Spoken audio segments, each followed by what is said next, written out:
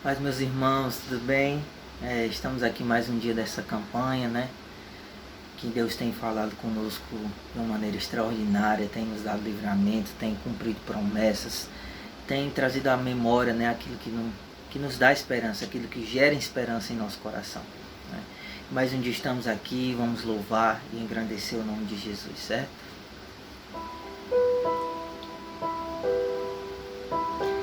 Deus, há tempestades que insistem em me parar,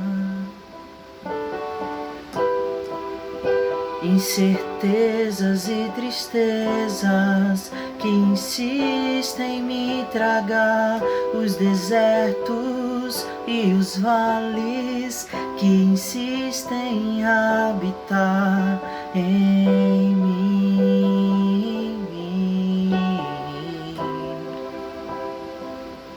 Aí Deus diz: filho, a esperança e a paz é o que eu tenho pra te dar. O futuro e o amanhã em minhas mãos está. Espera, entregar,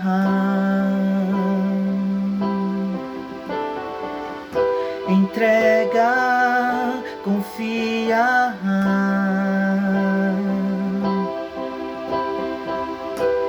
Porque está batida, ó minha alma, porque te perturbas dentro de mim. Espera, entrega, entrega. Porque está batida, ó minha alma, porque te perturbas dentro de mim.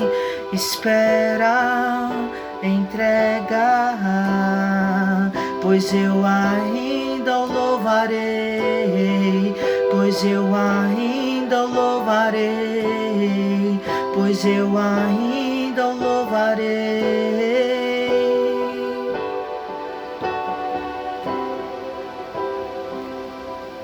Aleluia, Jesus. Irmãos, para quem não sabe, Deus me deu esse louvor nessa pandemia, né? No começo da pandemia, que eu tive algumas crises, né? Estive passando por algumas crises, inclusive de identidade, né? Identidade no Senhor. E Deus falou comigo através deste louvor. Deus fez essa canção brotar, o Espírito me inspirou, né? Para que saísse este louvor e adoração, né? Que a minha alma estava abatida porque eu me encontrava fora de linha, né? Eu creio que não foi só eu, todos, né? Nós estávamos como um trem fora de linha, né? Não tinha como andar. Um trem ele só anda se for naquela linha, né? Não tem. Um carro ele anda num asfalto, num calçamento, né? Mas o trem não. O trem ele só anda se tiver aquela determinada estrada, aquela linha correta para ele, né? E eu estava me sentindo assim, fora do trilho, né? Fora do trilho. E o Senhor foi e falou comigo, né? O Senhor fez sair essa canção de dentro do meu coração, em que o Senhor disse que não era o que eu estava passando, não ia mudar a identidade que Deus estava gerando dentro de mim, né? O propósito que Ele tinha para mim, né? E hoje eu venho falar aqui de identidade, né? Porque para conquistar o impossível pela fé é necessário ter identidade de Cristo, né? Muitos de nós não alcançamos grandes propósitos de Deus porque não achamos a nossa identidade no Senhor, né? Porque não acreditamos no que a Bíblia diz a nosso respeito, como está lá em Gênesis, que nós fomos feitos à imagem e semelhança de Cristo, onde Paulo também fala em 2 Coríntios que todos nós somos membros e individualmente nós fazemos parte de um corpo, né? E às vezes nós somos assim, sabemos que Deus tem um propósito, mas não acreditamos que Deus vai cumprir aquele propósito, e por isso nós temos crises de identidade, né? Pedro vai dizer lá em 2 Pedro 2,9, né? Ele vai dizer que nós somos geração eleita, nação santa, um povo adquirido, um povo escolhido para a glória do Senhor, né? Mas você acredita nisso? Você acredita no que a palavra diz ao seu respeito? O que Pedro escreveu com tanta fé? Você acredita mesmo nisso? Eu quero dar uma passagem que fala muito aos nossos corações, que está em Gênesis 45, no versículo 5.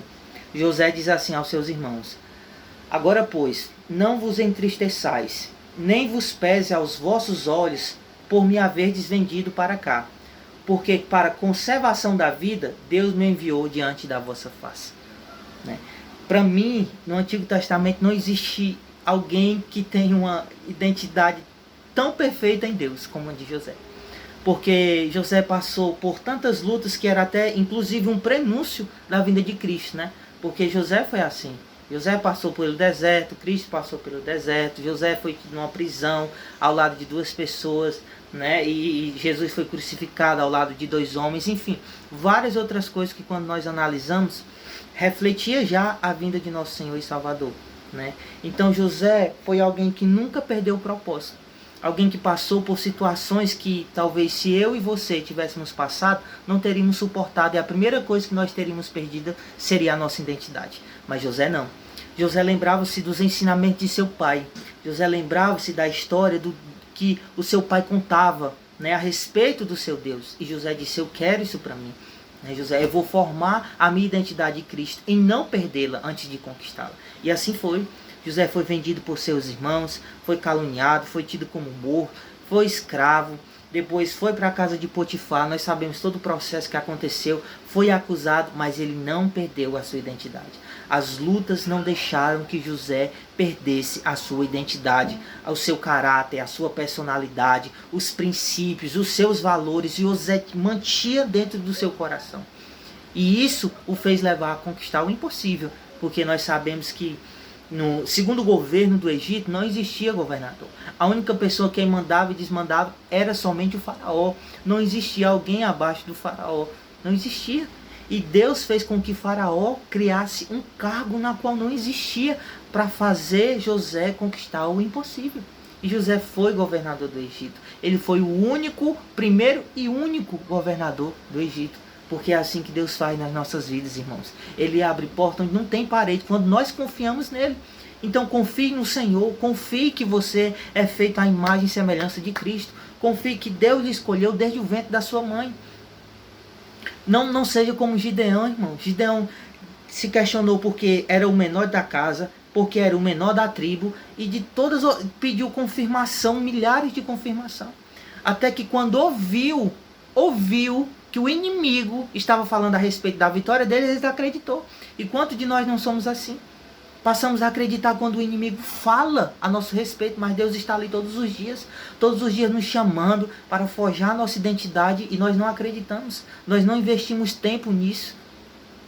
Mas Gideão se convenceu da verdade, daquilo que Deus, o propósito de Deus que tinha na vida dele, e até que ele foi e venceu, com aquele pouco, aqueles guerreiros, 300, mas ele venceu. Porque ele conseguiu achar a sua identidade, o seu propósito, ele conseguiu se alinhar ao propósito de Deus. E isso é importante, irmão. Isso é importante. Pedro, quando ele não estava alinhado por inteiro ao propósito de Deus, ele o negou. Não é porque Pedro não amava a Cristo. Se Pedro não amasse a Cristo, Pedro não teria abdicado tudo, sacrificado tudo, toda a sua profissão, a sua família, para estar com Cristo. Mas o que Pedro não tinha ainda era a sua identidade formada no Senhor. Então, quando veio as pressões do homem sobre ele, dizendo, você parece que você anda com ele, você tem um jeito dele, Pedro não suportou e negou a Cristo, né? Mas Deus o perdoou, e novamente está lá em Atos, né? Quando os sacerdotes, os principais dos sacerdotes, pedem para Pedro parar de pregar a respeito de Cristo. Ele diz, mas importa obedecer a Deus do que aos homens. Então a identidade de Pedro naquela hora tinha sido selada por Deus. Porque para ele já não adiantava mais as pressões dos homens e nada, porque Pedro já tinha a sua identidade em Cristo. E ele não ia mais negar o Senhor. E ele disse, mais importa obedecer ao meu Deus. Não importa o que vai acontecer. O importante é que eu obedeça ao que ele fala, né? Então nós precisamos ter essa convicção dentro da nossa alma. Josué ele só foi quando ele foi convencido de que Deus iria lhe dar a vitória. Josué se convenceu de que Deus ia dar a vitória a ele. E tantos outros, irmãos. Abraão era convencido, tinha a identidade formada em Cristo, e nós precisamos disso. Jeremias tinha a sua identidade em Cristo. Por mais que tenha passado por grandes tempestades, né, que chegou até a pedir a morte, mas ele dizia, toda vez que eu quero desistir, existe um fogo em meu peito que arde, que me impulsiona a falar aquilo que Deus quer falar para a nação de Israel. Porque ele queria desistir, mas a sua identidade já estava sendo formada, já estava formada. E ele não conseguiu, porque o fogo de Deus começava a consumir o coração de Jeremias. E é assim na minha vida e na sua vida, e precisa ser assim na nossa vida.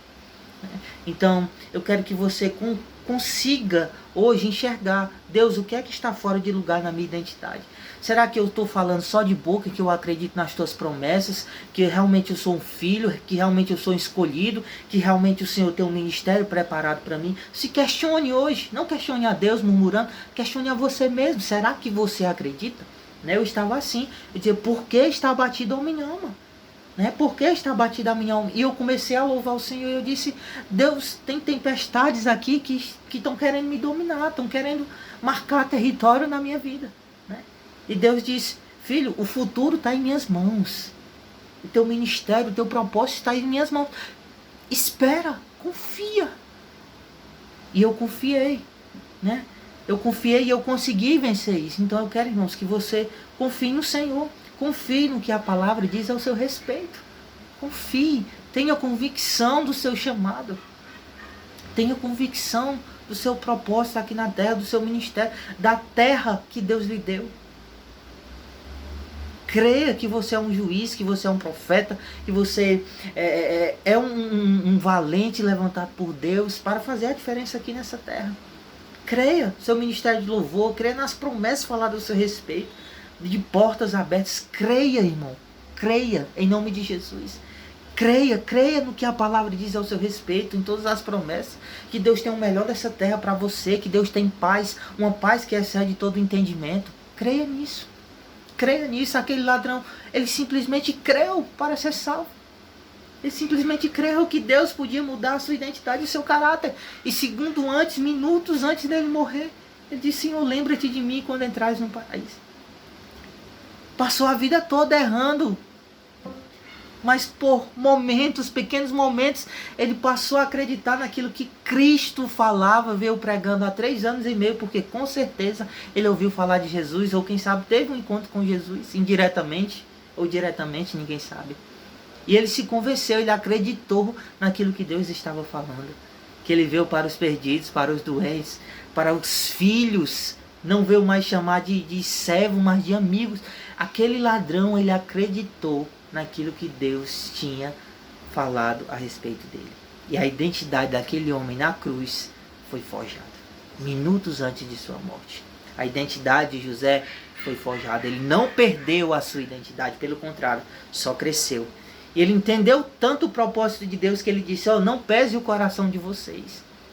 Não pese o coração de vocês porque eu cheguei até aqui, porque vocês me venderam. Não. Foi Deus quem me enviou.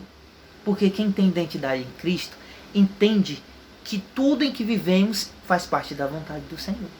Por mais que seja luta, José entendeu que ali fazia parte do processo de Deus na sua vida. E isso faz parte do processo de Deus. Tudo que nós estamos passando hoje faz parte do processo de Deus. Creia, a luta, irmão, não pode tirar a identidade que Deus te deu. De adorador, não pode. Não pode. Então por que adorar quando tudo está bem?